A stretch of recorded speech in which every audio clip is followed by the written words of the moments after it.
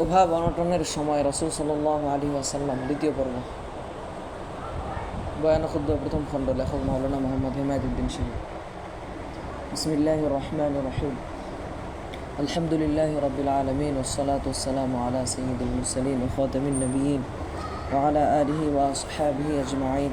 আম্মা বা'দ, ফাকাদ ক্বালা আল্লাহু তাআলা আউযু বিল্লাহি মিনাশ শাইতানির রাজীম লিইউনফিক যু সাআতিন মিন সাআতিহি ومن قدر عليه رزقه فلينفق مما آتاه الله لا يغرنك تقلب الذين كفروا في البلاد متاع قليل ثم مأواهم جهنم وقال النبي صلى الله عليه وسلم الصبر ثوابه الجنة। মুসল্লিয়ান ইকরাম, পরিবারের সাথে রাসূল সাল্লাল্লাহু আলাইহি ওয়াসাল্লামের আদর্শ কেমন ছিল এ সম্পর্কে আমরা আলোচনা করছিলাম। পরিবারের সাথে কিভাবে মনোরঞ্জন করে চলতে হয়, অন্যদিকে যেন নজর না যায়, নিজের পরিবারকে নিয়েই যেন মুগ্ধ থাকা যায়, এর কী উপায়? পরিবারের সাথে কোনোভাবে মনোমালিন্য হয়ে গেলে সেই মনোমালিন্য দূর করার কী উপায়? এ ব্যাপারে রাসূল সাল্লাল্লাহু আলাইহি ওয়াসাল্লামের আদর্শ কী ছিল সে সম্বন্ধে গত জুমায় আলোচনা করা হয়েছিল। পারিবারিক ক্ষেত্রে আরেকটা গুরুত্বপূর্ণ বিষয় হলো, স্বাভাবিকভাবে সংসারে অভাব অনটন থাকতে পারে, এর মধ্য দিয়েও নিজের তৃপ্ত থেকে এবং পরিবারকে খুশি রেখে কিভাবে চলা যায়, অভাব অনটনের মধ্যে কী নীতিতে সংসার চালাতে হয়, এ ব্যাপারে রাসূল সাল্লাল্লাহু আলাইহি ওয়াসাল্লামের আদর্শ কী ছিল? রাসূল সাল্লাল্লাহু আলাইহি ওয়াসাল্লামের পরিবারে অভাব অনটন নিত্যদিনকার ব্যাপার ছিল। মাসের পর মাস রাসূল সাল্লাল্লাহু আলাইহি ওয়াসাল্লামের ঘরে আগুন জ্বলত না। অভুক্ত অবস্থায় বহুবেলা ওজরান হতো। ঘরে এ অবস্থা ছিল, বাইরেও এ অবস্থা ছিল। রাসূল সাল্লাল্লাহু আলাইহি ওয়াসাল্লাম দাওয়াতের উদ্দেশ্যে বিভিন্ন এলাকায় সফরে বের হতেন। এমন এক সফরের ঘটনা বয়ান করে রাসূল সাল্লাল্লাহু আলাইহি ওয়াসাল্লাম বলেছেন, ওয়ালাকাদ আতাত আলাইয়া সালিসাতু ওয়া মালি ওয়া লিবিলালিন ইয়াকুলুহু যু কাবিদিন ইল্লা মা ওয়ারা ইবিতু বিলালিন। আমি আর বেলাল সফরে বের হয়েছি, একাধারে 3 দিন চলে গেছে, আমাদের সাথে কোনো খাবার নেই, একটা প্রাণ বেঁচে থাকতে পারে এতটুকু খাবারও আমাদের কাছে নেই, ওই যত সামান্য পরিমাণ ছাড়া যা বেলালের বগলের তলে লুকানো ছিল। এরকম অভাব অনটন ছিল রাসূল সাল্লাল্লাহু আলাইহি ওয়াসাল্লামের। রাসূল সাল্লাল্লাহু আলাইহি ওয়াসাল্লামের কাছে প্রস্তাব দেওয়া হয়েছিল, যদি তুমি চাও তোমার জন্য উহুদ পাহাড়কে স্বর্ণে পরিণত করে দেওয়া হবে। রাসূল সাল্লাল্লাহু আলাইহি ওয়াসাল্লাম বলেছিলেন, আমি এটা চাই না, বরং আমি চাই এই অভাব অনটনের মধ্যেই থাকব, এক অক্ত খাবার খাবো তখন তোমার শুকর আদায় করব, আরেক অক্ত না খেয়ে থাকবো তখন সবর করব। এই ছিল রাসূল সাল্লাল্লাহু আলাইহি ওয়াসাল্লামের আদর্শ। অভাব অনটনের মধ্যে থাকাকেই তিনি পছন্দ করেছেন। কিছু পেলে তার জন্য শুকর, আর কিছু না পেলে সবর করা, এরূপ জিন্দেগিকেই তিনি বেছে নিয়েছেন। সবর আর শুকর এই দুটো গুণের অনেক মর্তবা। সবরের প্রতিদান হলো জান্নাত। হাদিসে বলা হয়েছে, আস-সবরু সাওয়াবুল জান্নাহ, অর্থাৎ সবরের বদলা হলো জান্নাত। যদি কোনো একটা সবর আল্লাহর কাছে কবুল হয়ে যায়, তাহলে ওই সবরের বিনিময়ে জান্নাত পাওয়া যেতে পারে। সবর অর্থ, আল্লাহ পাক যে অবস্থায় রেখেছেন আমি তাতেই খুশি, তাতেই আমি সন্তুষ্ট, আমার কোনো অভিযোগ নেই। এরূপ সবরের মাধ্যমে আল্লাহর প্রতি চরম ভক্তি প্রকাশ করা হয়। সবরের মাধ্যমে আল্লাহর কাছে চরমভাবে নিজেকে সুপর্দ করা হয়। আল্লাহর নিকট নিজেকে এরকম চরমভাবে ন্যস্ত করলে কেন আল্লাহ তাকে জান্নাত দিবেন না? যে ব্যক্তি বিনা যুক্তিতে আল্লাহকে ভালোবাসে, বিনা যুক্তিতে আল্লাহর সব কিছুকে মেনে নেয়, কোনো অভিযোগ ছাড়াই আল্লাহর উপর সন্তুষ্ট থাকে, যে আল্লাহর প্রতি এরকম চরমভাবে নিবেদিত, তাকে আল্লাহ জান্নাত দিবেন না, তাহলে কাকে জান্নাত দিবেন? তাই সবরের প্রতিদান হলো জান্নাত। এই হলো সবরের ফায়দা। আর শুকরের ফায়দা হলো, যেমন আল্লাহ পাক বলেছেন, লা ইন শাকারতুম লাযিদান্নাকুম, যদি শুকর করো তাহলে আমার নেয়ামত বৃদ্ধি করে দিব। বোঝা গেল শুকর আদায় করলে আল্লাহ পাক আমার প্রতি তার নেয়ামত বৃদ্ধি করে দিবেন। নেয়ামত দুইভাবে আল্লাহ পাক বৃদ্ধি করে দিয়ে থাকেন। কখনো কখনো পরিমাণ বৃদ্ধি করে দেন, অনেক দিনদার মানুষের সম্পদ তাই বেড়ে যায়। আবার অনেকের ক্ষেত্রে পরিমাণ বৃদ্ধি করেন না, তবে বরকত বৃদ্ধি করে দেন। সম্পদের আসল উদ্দেশ্য হলো শান্তি পাওয়া, নিরাপত্তা পাওয়া, প্রয়োজন পূর্ণ হওয়া এবং মনের ভিতরে তৃপ্তি অর্জন হওয়া। শুকর করলে আল্লাহ পাক সম্পদের দ্বারা এগুলো অর্জন হতে দেন। এটাই হলো সম্পদের বরকত। এভাবে তিনি বরকত বৃদ্ধি করে দেন। তাই দিনদার মানুষের ক্ষেত্রে দেখা যায় তার সম্পদের পরিমাণ এত বেশি নয়, কিন্তু যতটুকু আছে তা নিয়ে সে খুব সুখে আছে, তৃপ্তিতে আছে। আরেকজন মানুষ কোটি কোটি টাকার মালিক, অগাধ সম্পদের মালিক, কিন্তু তার টেনশনের পর টেনশন লেগে আছে, বিপদের পর বিপদ লেগে আছে। সে মনে শান্তি পাচ্ছে না, তার অভাব বোধ দূর হচ্ছে না, বাজে খাতে তার সম্পদ উড়ে যাচ্ছে, অর্থাৎ তার সম্পদে বরকত আসছে না। যা হোক, কেউ শকর আদায় করলে আল্লাহ পাক হয় তার সম্পদের পরিমাণ বৃদ্ধি করে দিবেন কিংবা সম্পদের বরকত বৃদ্ধি করে দিবেন। কোনো অবস্থাতেই সবর ও শকর ফায়দা থেকে খালি নয়। রাসূল সাল্লাল্লাহু আলাইহি ওয়াসাল্লাম তাই বলেছেন, আমি এরকম জিন্দেগি চাই যে জিন্দেগিতে সবর এবং শকর থাকবে। আমি সম্পদের জিন্দেগি চাই না।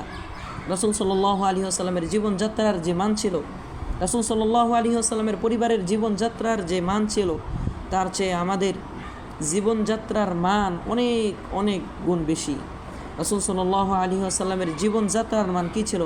হয়তো একটা খেজুর খেয়েই দিন গুজরান করেছেন, কখনো না খেয়ে বেলা কেটেছে, কখনো হয়তো ঘরে রুটি পাক হচ্ছে, সালন নেই, তাও কেমন রুটি, জাতা দিয়ে জব ভাঙ্গা হচ্ছে, কোনো চালনি নেই, অতএব ফু দিয়ে মোটাগুলো থেকে হালকাগুলো আলাদা করা হচ্ছে, তা দিয়ে রুটি তৈরি করা হচ্ছে। এটা তো ছিল রাসূলের জীবনযাত্রার মান। আমরা তাদের থেকে কত উন্নত অবস্থায় আছি, কত সুখের অবস্থায় আছি। আমরা দৈনিক অন্তত 3 বার খাই।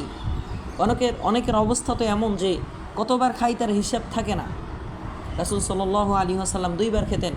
সাহাবা ইকরাম রাদিয়াল্লাহু তাআলা আনহু এর অবস্থাও এমন ছিল, তারা 2 বার খাবার খেতেন, একবার সকালে আর একবার রাতে। হাদিসে তাই বলা হয়েছে, সকালের খাবার যখন খাবে একটু আরাম করবে, অর্থাৎ একটু শুয়ে থাকবে, আর রাতের খাবার যখন খাবে তখন একটু হাঁটা চলা করবে। হাদিসে এই 2 বার খাওয়ার পর কী সুন্নত তা বলা হয়েছে। প্রশ্ন হয়, আরেকবারের কথা যে বলাই হয়নি, কারণ তাদের 3 বার খাওয়ার প্রচলনই ছিল না। অথচ আমরা কতবার খাই, সকালের নাস্তা, বিকালের নাস্তা, আরও কত সময়ের কত রকমের খাবার। হিসাব করলে দেখা যাবে হয়তো আমরা 1 সপ্তাহে যা খাই, সাহাবা ইকরাম রাদিয়াল্লাহু তাআলা আনহু 1 মাসেও তা খেতেন না। এত বেশি খাই, তারপরেও নাশুকরি, নেই ধরনের একটা হা হুতাশ আমাদের যায় না। সাহাবা ইকরাম রাদিয়াল্লাহু তাআলা আনহু যদি আমাদের মতো এরকম পেতেন, তাহলে তারা মনে করতেন আমরা কাফের হয়ে গেছি, আমরা মুসলমান নেই। সাহাবা ইকরাম রাদিয়াল্লাহু তাআলা আনহু এর শেষ জিন্দেগিতে অনেক দেশ বিজয় হয়েছিল। তখন সাহাবা ইকরাম রাদিয়াল্লাহু তাআলা আনহু এর হাতে কিছু কিছু সম্পদ আসা শুরু করেছিল। তখন তারা পেরেশান হয়ে গিয়েছিলেন যে ঈমান আমলের বদলা কি সব দুনিয়াতেই পেয়ে গেলাম নাকি? এত নাজ নেয়ামত কেন? কারণ দুনিয়াতে নাজ নেয়ামত তো দেওয়া হবে কাফেরদেরকে, মুমিনদেরকে নয়। মুমিনদের ক্ষেত্রে আল্লাহর আসল নিয়ম হলো তিনি তাদেরকে মোটামুটি চলে যায় এতটুকু দিবেন, আর কাফেরদের দিবেন বেশি, কারণ তারা পরকালে কিছুই পাবে না। তাই দুনিয়াতেই তাদেরকে পুরোপুরি দেওয়া হবে। একবার রাসূল সাল্লাল্লাহু আলাইহি ওয়াসাল্লাম খেজুরের রশি দিয়ে তৈরি খাটে শুয়েছিলেন, তার শরীর মোবারকে দাগ পড়ে গেছে। হযরত ওমর রাদিয়াল্লাহু তাআলা আনহু এই অবস্থা দেখে কেঁদে ফেললেন। তিনি প্রশ্ন করলেন, ইয়া রাসূলুল্লাহ, আপনার এই অবস্থা, খেজুরের রশি দিয়ে তৈরি খাটের উপর শুয়ে আছেন, শরীর মোবারকে দাগ পড়ে গিয়েছে, আর রোম পারস্যের সম্রাটরা কত ঐশ্বর্যের মধ্যে, কত ধন সম্পদ এবং ভোগ বিলাসের মধ্যে আছে। মুসলমানদের এই দুরবস্থা আর কাফেরদের এত সুখের অবস্থা, এটা কেন? রাসূল সাল্লাল্লাহু আলাইহি ওয়াসাল্লাম বলেছিলেন, ওমর, উলাইকা কওমুন উজ্জিলাত লাহুম তাইয়্যিবাতুহুম ফিল হায়াতিদ দুনিয়া।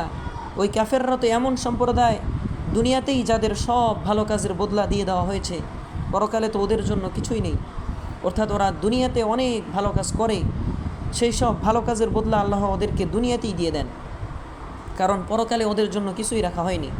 আর মুমিনদের যা পাওয়ার, তার সব কিছু তারা পরকালে পাবে। দুনিয়াতে এসেছেই তারা পরকালের জন্য প্রস্তুতি নিতে, পরকালের জন্য সঞ্চয় করতে, এখানে ভোগ করার জন্য তারা আসেনি। তাদের আসল ভোগের সময় হলো পরকাল। তাই মুমিনদের জন্য পরকালই সব কিছু রেখে দেওয়া হয়েছে। অতএব দুনিয়াতে কাফেরদের ধন সম্পদ ঐশ্বর্য দেখে ধোঁকা খাওয়া যাবে না। কোরআন শরীফেও বলা হয়েছে, লা ইয়াগুররান্নাকা তাকাল্লুবুল লাযীনা কাফারু ফিল বিলাদ মাতাউন কলিল সুম্মা মাওয়াহুম জাহান্নাম। অর্থাৎ কাফেরদের ধন সম্পদ, কাফেরদের ভোগবিলাস দেখে তোমরা যেন ধোকায় পড়ে না যাও। ধোকা কিভাবে হয়? ওরা সুখে আছে, আমাকে ওরকম সুখে থাকতে হবে, ওদের এত গাড়ি বাড়ি এত ধন সম্পদ আছে, আমারও ওই রকম অর্জন করতে হবে। কাজে ওরকম অর্জন করতে যেয়ে দিন ধর্ম ছেড়ে দিয়ে হোক, শরীয়ত ছেড়ে দিয়ে হোক, হালাল হারামের বিচার ছেড়ে দিয়ে হোক, যে কোনো উপায়ে আমাকে ওরকম ধন সম্পদ অর্জন করতেই হবে। এইভাবে মানুষ ধোকায় পড়ে যায়। আল্লাহ বলেছেন তোমরা যেন এরকম ধোকায় পড়ে দিন থেকে সরে না যাও। এরপর আল্লাহ বলেছেন ওরা যা কিছু পাচ্ছে তা খুবই সামান্য, তারপর তাদের ঠিকানা হলো জাহান্নাম। অর্থাৎ পরকালে তাদের জন্য রয়েছে জাহান্নাম, যেখানে আযাব ছাড়া কিছুই পাওয়ার নেই। অথচ তোমাদের জন্য রয়েছে পরকালে সব ধরনের সুখ শান্তি, সব ধরনের ভোগবিলাস। পরকালে তোমাদের এমন সব কিছু পাওয়ার আছে মানুষ দুনিয়াতে যার কল্পনাও করতে পারবে না। হাদিসে জান্নাতের নাজ নিয়ামত সম্পর্কে বলা হয়েছে মা লা আইনুন রাআত ওয়ালা উযুনুন সামিআত ওয়ালা খতরা আলা কলবি বাশার। মা লা আইনুন রাআত ওয়ালা উযুনুন সামিআত ওয়ালা খতরা আলা কলবি বাশার। অর্থাৎ তা এমন দুনিয়াতে কোনো চোখ যা দেখেনি, কোনো কান যা শোনেনি, মানুষের মন যার কল্পনাও করতে পারবে না। তাই স্বাভাবিক নিয়ম হলো দুনিয়াতে মুমিনের অভাব অনটন থাকবে, যেহেতু পরকালে তাদের জন্য আছে। আর দুনিয়াতে যতটুকু কষ্ট হবে এর জন্য সে সবর করবে, তার সওয়াব হতে থাকবে, গুনাহ মাফ হতে থাকবে। দুনিয়াতে মুমিনদের যে কষ্ট হবে সে কষ্টের ভিতর সবরের পরীক্ষা হবে। সেই পরীক্ষায় যখন উত্তীর্ণ হবে তখন তার মর্যাদা বেড়ে যাবে। অভাব দ্বারাও মানুষের কষ্ট হয়, এটাও পরীক্ষা স্বরূপ এসে থাকে। কখনো কখনো আল্লাহ পাক দুই একজনকে সম্পত্তি দিয়েও থাকেন। এটা দেওয়ার উদ্দেশ্য হলো মুমিনদের কাছে কিছু সম্পদ থাকার প্রয়োজনও আছে, যেন সেই সম্পদ দ্বারা তারা দিনের কাজ করতে পারে। নতুবা দিনের কাজের জন্য তারা অর্থ পাবে কোথায়? আমাদেরকে আল্লাহ তাআলা যে সম্পদ দেন, অর্থাৎ মুসলমানদেরকে যে সম্পদ দেন, তার উদ্দেশ্য এই নয় যে সেই সম্পদ দ্বারা কাফেরদের মতো ভোগবিলাস করতে হবে, বরং এজন্য দেন যে দিনের কাজের জন্য সেটা ব্যয় হবে। যাও, যে কথা বলছিলাম, রাসূল সাল্লাল্লাহু আলাইহি ওয়াসাল্লামের জীবনে অভাব অনটন খুবই স্বাভাবিক ছিল। এরূপ অভাব অনটনের অবস্থায় কিভাবে চলতে হয় তিনি আমাদেরকে সে আদর্শ দেখিয়ে গেছেন। সে আদর্শ হলো না পেলে সবর করতে হবে, আর যা পাওয়া যাবে তার জন্য শুকর করতে হবে, আর যা আছে এবং যতটুকু আল্লাহ দিবেন সে অনুযায়ী ব্যয় করতে হবে, অর্থাৎ আয় অনুযায়ী ব্যয় করতে হবে। আল্লাহ পাক বলেছেন লিয়ুনফিক যু সাআতিন মিন সাআতি ওয়া মান কুদিরা আলাইহি রিজকুহু ফালইউনফিক মিম্মা আতাহুল্লাহ। অর্থাৎ যার সচ্ছলতা আছে সে তার সচ্ছলতা অনুযায়ী ব্যয় করবে, আর যার অভাব আছে সে তার সামর্থ্য অনুসারে ব্যয় করবে। কোরআনের এই আয়াতে আয়ের সাথে সঙ্গতি রেখে ব্যয়ের নীতি শিক্ষা দেওয়া হয়েছে। আয় এবং ব্যয়ের মধ্যে ভারসাম্য থাকা চাই। এই নীতি লঙ্ঘনের কারণে আমরা অনেক সময় বিপদগ্রস্ত হই। আয়ের সাথে সঙ্গতি না রেখে আমরা ব্যয়ের পরিমাণ বৃদ্ধি করে দেই, পরিবারের চলার স্ট্যান্ডার্ড বৃদ্ধি করে দেই, ফলে দেখা যায় আমরা ঋণগ্রস্ত হয়ে পড়ি এবং এভাবে নিজের এবং পরিবারের অতিরিক্ত চাহিদা মেটানোর জন্য বাড়তি আয় করার উদ্দেশ্যে হারাম পথে অগ্রসর হই। কিংবা অনেকে এমন বিপদগ্রস্ত হয় যে শেষ পর্যন্ত বাড়তি আয় করতে না পেরে আত্মহত্যার পথে অগ্রসর হয়। সে ভাবতে থাকে আমি আমার পরিবার চালাতে পারি না, আমি ব্যর্থ, এই ব্যর্থ জীবন রেখে লাভ কী, এই ভেবে সে আত্মহত্যা করে। অথচ কে তোমাকে বলেছিল স্ট্যান্ডার্ড বৃদ্ধি করার জন্য যতটুকু আয় ছিল সেই আয়ের সাথে সঙ্গতি রেখে ব্যয় করলে তো এমন মানসিক পরিস্থিতি আসতো না। স্ত্রী এবং পরিবারের সদস্যদেরকে সংসার চালানোর তরিকা শিখাতে হবে, তারা যেন আয়ের চেয়ে বেশি কোনো দাবি না করে।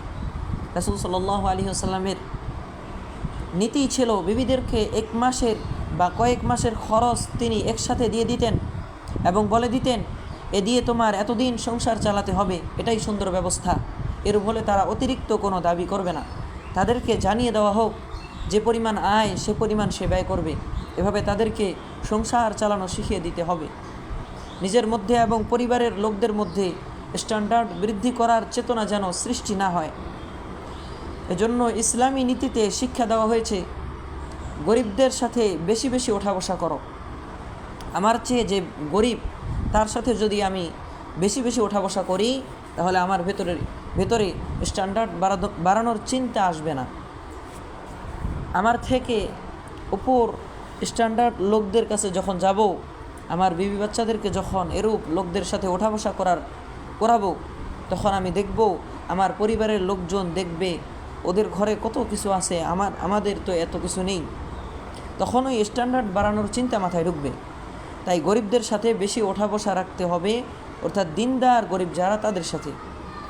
গরিবদের সাথে ওঠা বসা জীবনের জন্য উপকারী। রাসূল সাল্লাল্লাহু আলাইহি ওয়াসাল্লাম আল্লাহর কাছে দোয়া করতেন, আল্লাহুম্মা হিনি মিসকিনাও ওয়া তাওয়াফানি মিসকিনাও ওয়াহশুরনি ফি জুমরাতিল মাসাকিন।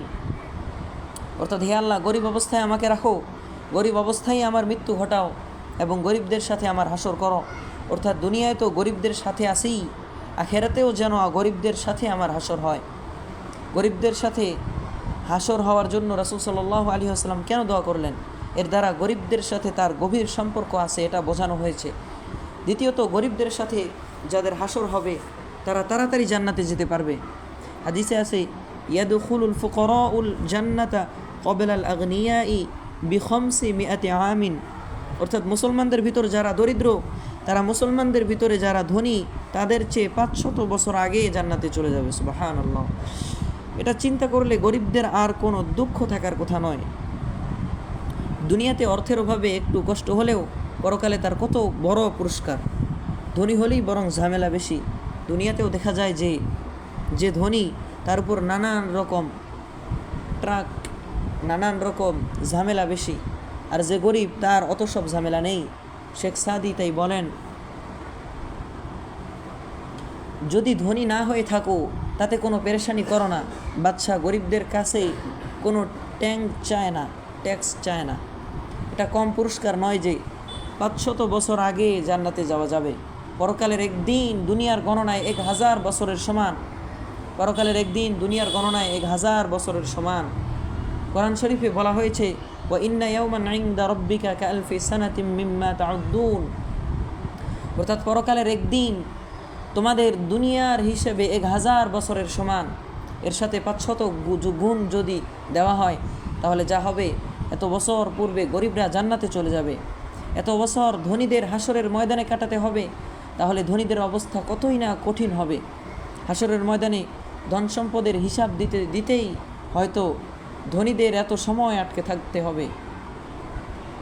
দুনিয়ার হিসেবে লক্ষ লক্ষ বছর বেশি আটকে থাকতে হবে। আল্লাহ পাক রক্ষা করুন। ধনী যদি ধন সম্পদকে আল্লাহর হুকুম অনুযায়ী আয় এবং ব্যয় করে থাকে, আর সহজে আল্লাহ যদি হিসাব নিয়ে নেন, তাহলে হয়তো সহজে রক্ষা পাওয়া যেতে পারে। নতুবা যদি হিসাবে গড়বড় লেগে যায় আর লক্ষ লক্ষ বছর ময়দানে হাসরে হিসাবের ঝামেলায় আটকে থাকতে হয়, তাহলে তখন বুঝে আসবে গরিব থাকাটা কত ভালো ছিল। রাসূল সাল্লাল্লাহু আলাইহি ওয়াসাল্লাম তাই দোয়া করেছেন, হে আল্লাহ, আমাকে গরিব রাখো। আমি গরিব অবস্থায় থাকতে চাই, গরিব অবস্থায় মরতে চাই, গরিব অবস্থায় হাসরে উঠতে চাই। গরিবদের সাথে ওঠা বসা করাকে রাসূল সাল্লাল্লাহু আলাইহি ওয়াসাল্লাম তাই পছন্দ করতেন। রাসূল সাল্লাল্লাহু আলাইহি ওয়াসাল্লামের এই নীতি অনুযায়ী যদি আমি চলি এবং আমার পরিবারকে চালাই, অর্থাৎ আমার স্ত্রীকে, আমার ছেলে মেয়েদেরকে গরিবদের সাথে ওঠা বসা করাই, তাহলে কারো মধ্যে আর স্ট্যান্ডার্ড বাড়ানোর চিন্তা আসবে না। যদি কোনোভাবে তাদের মাথায় স্ট্যান্ডার্ড বাড়ানোর চিন্তা ঢোকে, তাহলে নিজে যেমন গরিব থাকার ফজিলতের কথা শুনি, তাদেরকেও শোনাতে হবে। দুনিয়া ত্যাগী বুজুর্গদের কথা তাদেরকে শোনাতে হবে।